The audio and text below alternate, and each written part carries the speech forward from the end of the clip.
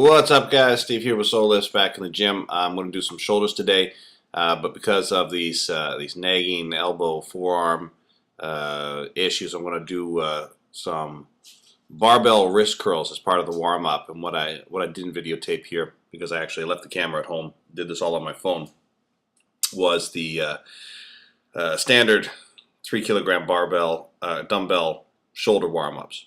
After I did the warm-ups, went into handstand push-ups and did a set of 12. This was an interesting experience. They'd just finished a hot yoga class in this room, so the room was sweltering hot.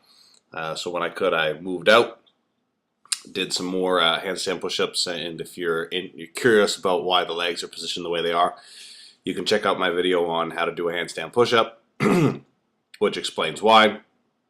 And did 2 sets of 5 reps of the handstand push-up. Now, I had a comment before on not locking out on overhead press. Usually I do it in the power rack to be safe at heavier weights, but today I did it over the bench, the flat bench. Nobody's using it. So I hang cleaned the barbell into position and then did overhead presses with a lockout at the top.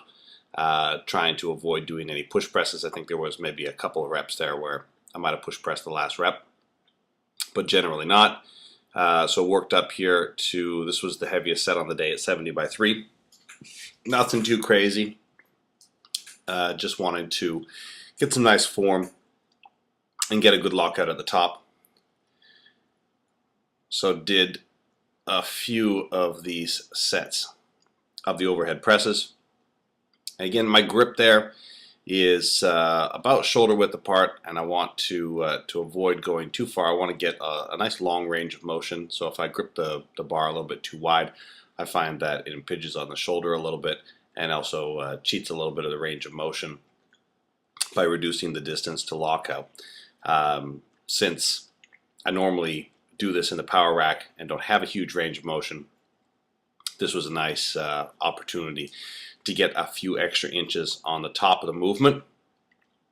And here's a good video of me kind of poking the head through the window, so lifting the barbell up and sticking my head through the window. Moved over and did some barbell shrugs. Deadlift day was the other day, but I ended up not doing barbell shrugs exactly, instead doing some bent over barbell rows at a much lower weight. So I decided I was going to get this shrug work done on shoulder day and call it close enough to rear delts. So this was the heavy set at 210 and another set at 180. And after this, what I did was set up for a rack deadlift. Rack deadlifted at 140, which you see in a minute, and then at the top of the movement turned it into a shrug. So I rack deadlifted it up and then shrugged the 140. So I did 3 sets of these rack deadlifts into shrugs, kind of killing 2 birds with 1 stone here. And I got a couple of angles at that, and set the bar at the appropriate height for rack deadlifts this time, as opposed to the last video I have on that particular exercise. And then a nice good shrug at the top, which you'll see here. And I'm trying my best to turn these into 2 separate but connected movements instead of trying to power the rack deadlift up into a shrug with momentum. I'm going to rack deadlift it up, pause for a moment, then shrug it up.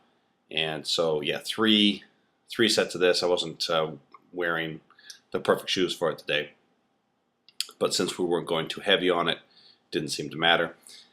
So that was it for the heavy exercises for rear delts. Instead of doing the lying dumbbells, I did 3 sets of rear delt flies with the cable. Just grab the high pulley cable and pull it down through the rear delt, and make sure I don't want to swing the elbow back too much. And this set, I think, was one of the heavier sets here, so it's kind of carrying the momentum through the bottom of the movement. But if you're working at lower weights, maybe not lifting it all the way up past the face. Anyway, take the time to like, subscribe, favorite the video if you like it. The workout details are here. I appreciate any comments, questions, and until next time, keep growing.